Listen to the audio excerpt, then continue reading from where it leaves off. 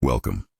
Today we delve into the miraculous story of Prophet Suleiman and his God-given ability to communicate with all creatures. If you believe in the power of these stories, please subscribe, comment, and share this video so everyone can benefit from this wisdom.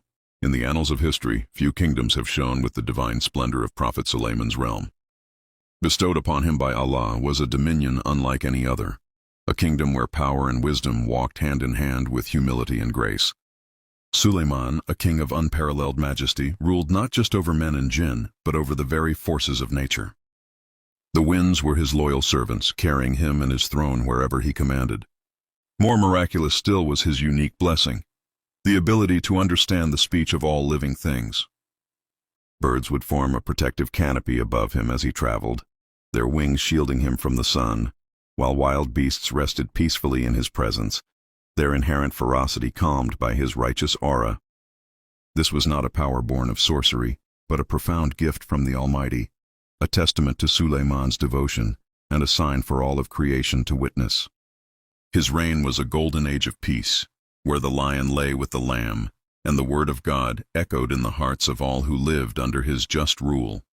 One day, while reviewing his magnificent legions, Prophet Suleiman's discerning eye swept across the ranks of his avian army. He noticed an empty space where one of his most trusted messengers should have been. The hoopoe, a bird of elegant plumage and keen sight, was absent without leave.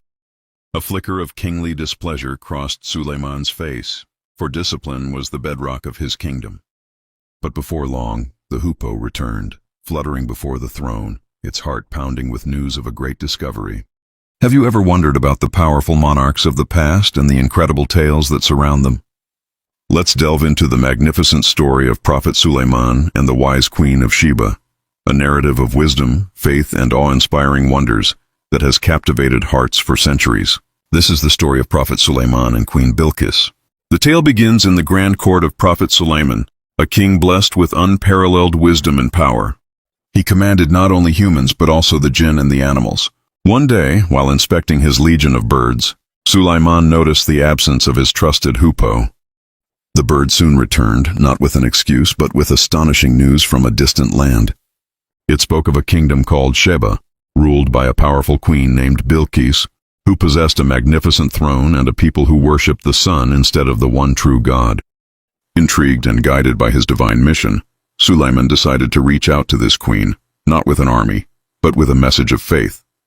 He penned a letter, sealed it with his royal emblem, and dispatched the hoopoe to deliver it, an invitation to a greater truth that would set in motion a chain of extraordinary events. Far away in the sun-drenched kingdom of Sheba, Queen Bilqis sat upon her own splendid throne, a symbol of her wealth and authority. Her people, devoted to her, followed her in their practice of prostrating to the sun.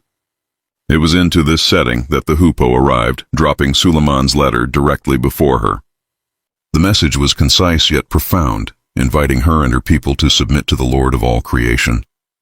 Recognizing the significance of the message, the wise queen did not act rashly.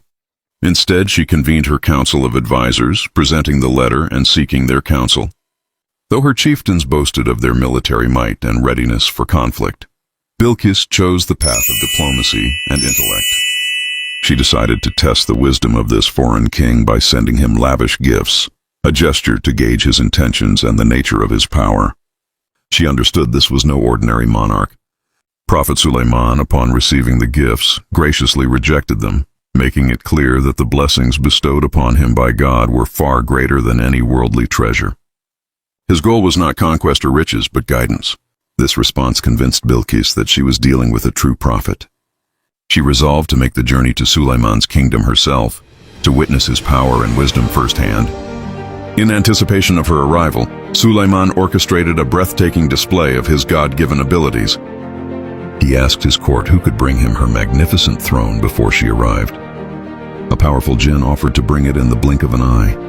When Bilqis finally reached Suleiman's palace, she was stunned to see her very own throne placed before her. The ultimate test of her perception came when she was invited to enter the palace hall. The floor was made of such clear, polished glass that she mistook it for a deep pool of water, lifting her robes to cross. It was in that moment of profound astonishment, standing before the dazzling glass floor and her own relocated throne, that Queen Bilqis truly understood the immense power of Suleiman's God. The material wonders of his kingdom were but a reflection of a much greater divine reality. Humbled and enlightened, she declared her submission, turning away from the worship of the sun to embrace the faith of the one true God, alongside Prophet Suleiman. Her journey, which began with curiosity and diplomacy, culminated in a powerful spiritual awakening. And so, the story of Suleiman and Bilqis became an eternal testament to the triumph of faith over falsehood, and the idea that true power lies not in thrones or treasures, but in submission to the divine will. We hope you were inspired by this timeless narrative.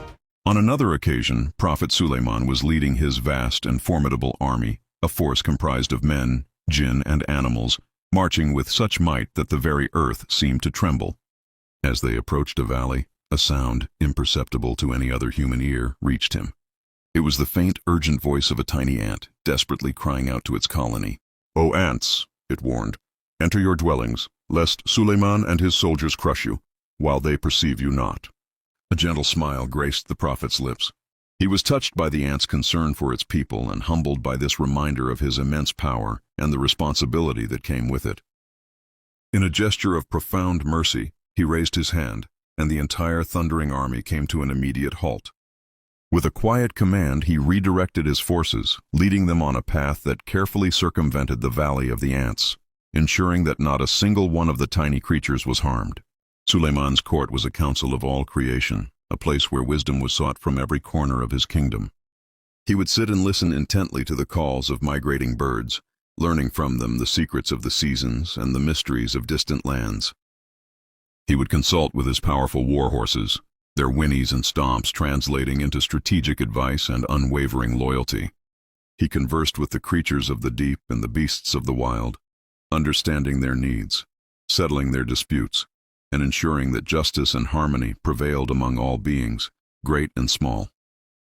This constant dialogue with nature was not merely a display of his miraculous gift. It was an integral part of his wise and compassionate governance, demonstrating that every creature had a voice and a purpose within the grand design of the Creator. His gift was a reminder of God's greatness and the need for mercy. The kingdom of Prophet Suleiman stands as an eternal symbol of what is possible when power is tempered with piety, and when humanity recognizes its place within the intricate tapestry of creation. It was a realm of ultimate harmony, a living testament to the peace that descends when a ruler's heart is truly submitted to the will of the Almighty. If this story moved you, please share your thoughts in the comments and share the video to spread the knowledge. Thank you for watching.